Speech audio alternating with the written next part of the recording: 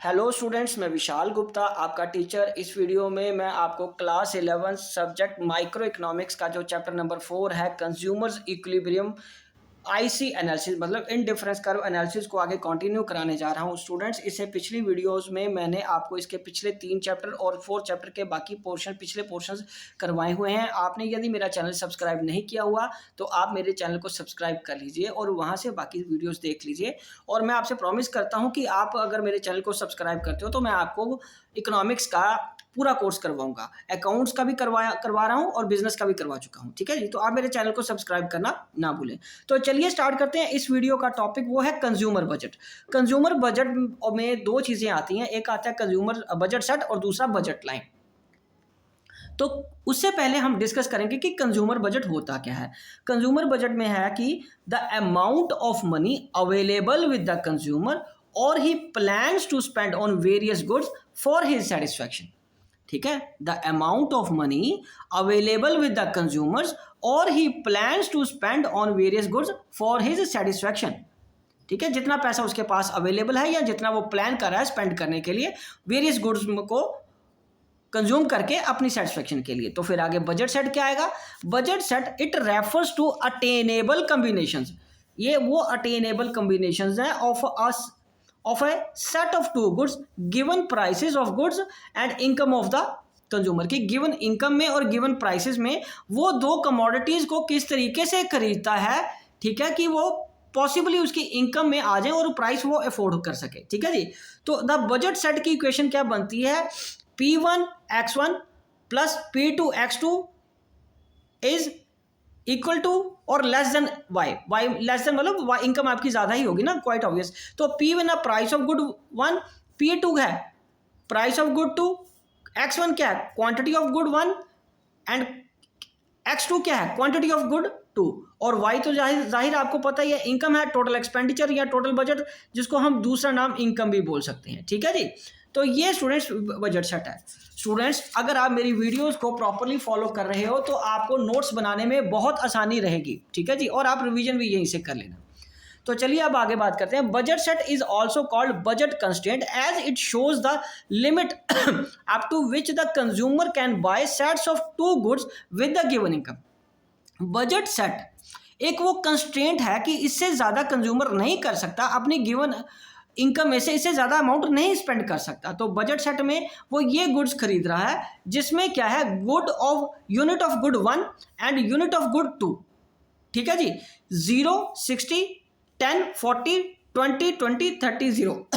इसको मैं आपको एक्सपेंडिचर के फॉर्म में बना के दिखाता हूं। जैसे हमने अगर इस इक्वेशन का आपको याद हो, इसमें हमने प्राइस कितना लिया था गुड 1 का 1 रुपया।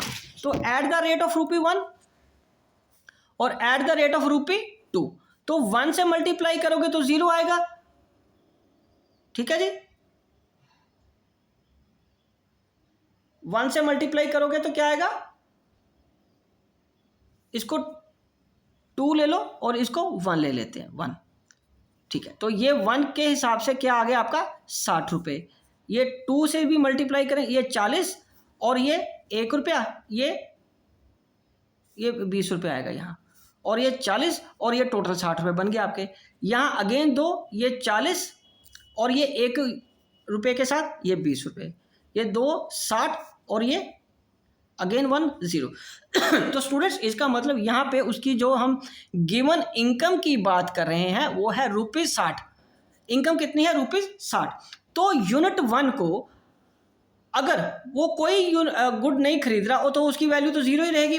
और सारे यूनिट वो किसके खरीद रहा है, यूनिट ऑफ गुड 2 के 1 रुपये के हिसाब से। तो सारी इनकम किस पे स्पेंड कर रहा है वो, इस पे।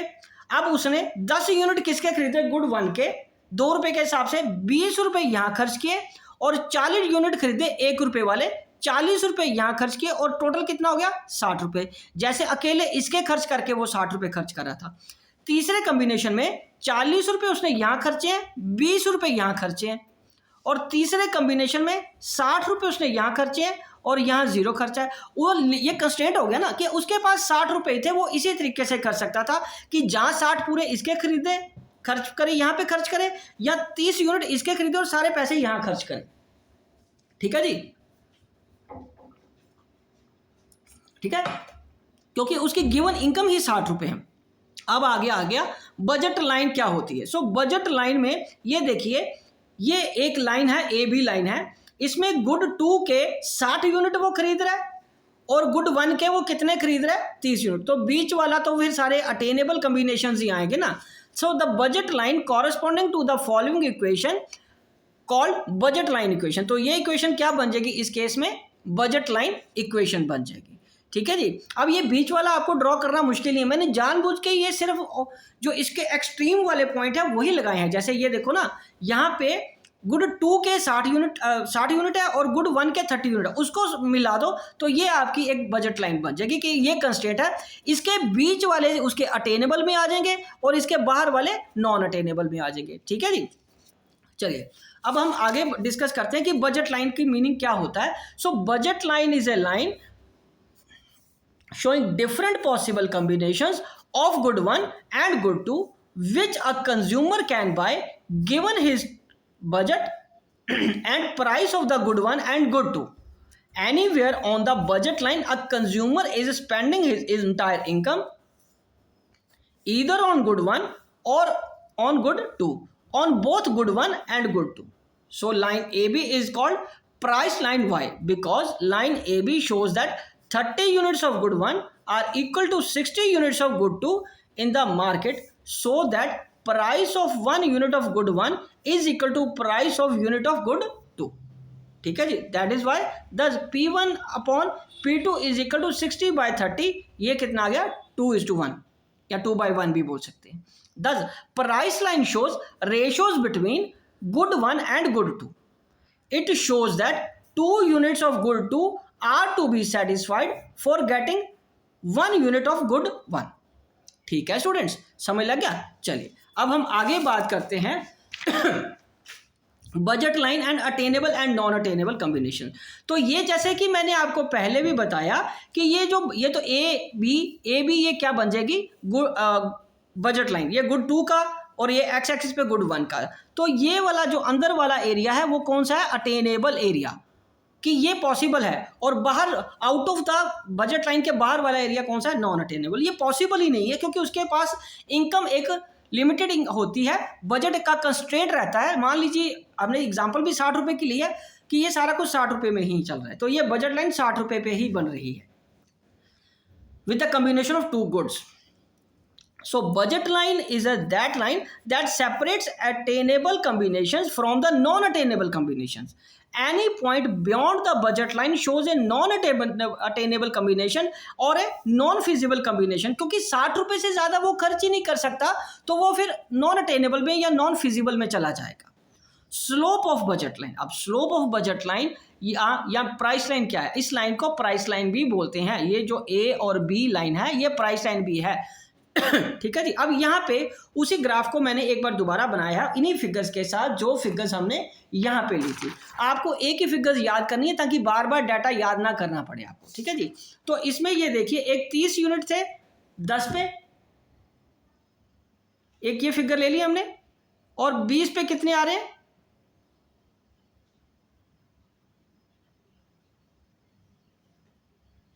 ये 10 आ रहा है। ठीक है जी। तो यहाँ पे जो गैप आएगा ये 15 आ रहा है, सॉरी ये हमारा 15 है, ये 10 15 ये 20। ठीक है, ये ऐसे चल रहा है। ओके जी। तो ये गैप कितना आएगा, ये 5 का गैप है ना। ठीक है, तो ये डेल्टा एक्स कितना आ गया 5 का, और डेल्टा वाई कितना 10 का। So delta Y upon delta X कितना आ गया बेटे 2। तो यहाँ पे यदि हम देखें तो गैप कितना है, ये एक इमेजिनरी फिगर से लिया है। ठीक है जी, इसका डाटा से कोई लेना देना नहीं। ये देखिए, ये हमारे पास 30 यूनिट्स गुड वाई के खरीदे हैं उसने। ठीक है, गुड वाई के कितने यूनिट्स हैं, बढ़ के ये कितने हो रहे हैं उसके, कम हो रहे हैं। ये देखिए, ये कम हो रहे हैं और ये बढ़ रहे हैं 5 यूनिट। ये मैंने एक इमेजिनरी बनाया है। ठीक है, मैं आपको एक बार फिर बता दूं, इस डाटे को हमने सिर्फ प्राइस लाइन और ऊपर वाली बजट लाइन के लिए बनाया था। यहाँ नाम गुड 1 है, यहाँ नाम गुड 2 है। ये बात ऊपर खत्म हो गई। अब यहाँ पे हम कर रहे हैं बजट लाइन, इसमें गुड वाई और गुड एक्स लिया है मैंने। ठीक है, तो ये एक फिगर अलग है। ये देखिए, इसके 10 यूनिट कम हुए और इसके 5 यूनिट बढ़े हैं। इसके 10 यूनिट कम हुए हैं और 5 यूनिट बढ़े हैं, तो delta Y upon delta X loss ऊपर आ गया, गेन नीचे आ गया, तो स्लोप ऑफ बजट लाइन कितना आ गया? 2। ओके, तो ये 2 का मतलब क्या हुआ? 2 का मतलब हुआ कि ये उसका मार्जिनल रेट ऑफ ट्रांसफॉर्मेशन कितना हो गया। ठीक है, so budget line slopes downward. Budget line हमेशा डाउनवर्ड स्लोप करती है because given consumer income and prices of the good X and good Y, the consumer can buy more of good X only when he buys less of good Y। ठीक है जी, वो good X को तभी ज्यादा खरीद पाएगा जब वो Y के यूनिट्स को कम करेगा, इसलिए वो डाउनवर्ड जाती है। ठीक है स्टूडेंट्स, तो अब हम आगे जो टॉपिक डिस्कस करेंगे वो करेंगे चेंजेस इन बजट सेट। क्या डिस्कस करेंगे? Changes in budget set. So budget set में चेंजेस कैसे आएंगे? सबसे पहले 2 तरीके से चेंज आता है, शिफ्ट इन बजट लाइन, दूसरा rotation of budget line. So shift in budget line में कैसे आएगा? Budget line shift forward and दूसरा बजट लाइन शिफ्ट बैकवर्ड। और फॉरवर्ड कब होती है? व्हेन कंज्यूमर्स इनकम इंक्रीजेज, और बैकवर्ड कब होती है? व्हेन कंज्यूमर्स इनकम डिक्रीजेज, जब कंज्यूमर की इनकम डिक्रीज करती है। व्हेन इनकम इज 60 रुपये, गुड 1 के, ये तो हमारा ओरिजिनल था ना कि 0, 60, 10, 40, 20, 20, 30, 0, ये हमारे यूनिट्स है। ये क्या है? यूनिट्स। ओके, ये यूनिट्स है। और उसके 120 रुपये जब उसकी इनकम है तब वो कितने यूनिट्स खरीद रहा है? 0, 120, 20, 80, 40, 40, 60 एंड 0। और जब उसकी इनकम कम हो जाती है तो वो कितने यूनिट्स खरीद रहा है? 0, 30, 5, 20, 10, 10, 15, 0। आप इसको डाटा को खुद बना के देखिए, आपको अंडरस्टैंड हो जाएगा कि ये ज़्यादा मुश्किल नहीं है। इकट्ठा देख रहे हो इसलिए आपको हो सकता है कॉम्प्लिकेट लग रहा हो। तो अब यहाँ पे हम उसका बना देंगे। ये हमारी ओरिजिनल थी 60-30 वाली। ये 60-30 वाला हमारा एग्जिस्टिंग बजट लाइन है। इसको हम क्या बोलेंगे? Existing budget line. यहाँ पे हम थे, और यदि व्यक्ति की इनकम, उस कंज्यूमर की इनकम बढ़ जाती है, इंक्रीज हो जाती है, तो हम फॉरवर्ड शिफ्ट हो जाएंगे। ये वाली जो लाइन इस तरफ आ रही है उसको हम क्या बोलेंगे? Forward shift. उसको क्या बोलेंगे? Forward shift. और अगर उसकी इनकम कम हो रही है तो अब क्या बोलेंगे? Backward shift. और वो किसकी तरफ आ जाएगा? वो इसकी तरफ आ जाएगा। वो किसकी तरफ आ जाएगा? बैकवर्ड शिफ्ट आ जाएगा। ओके जी। उसके बाद है रोटेशन ऑफ बजट लाइन। उसके बाद है rotation of budget line. Budget line rotates to the right when, budget line किसके किधर चली जाएगी? राइट की तरफ चली जाएगी व्हेन px और py फॉल्स। मतलब प्राइस ऑफ एक्स कमोडिटी या प्राइस ऑफ वाई कमोडिटी जब गिर जाता है, डाउन हो जाता है, तब वो रोटेट होती है राइट की तरफ। अब जब से ये देखिए, यहाँ गुड वाई है, यहाँ गुड एक्स है, यहाँ पे क्या बचे? गुड वाई है, और यहाँ पे क्या है? गुड एक्स है।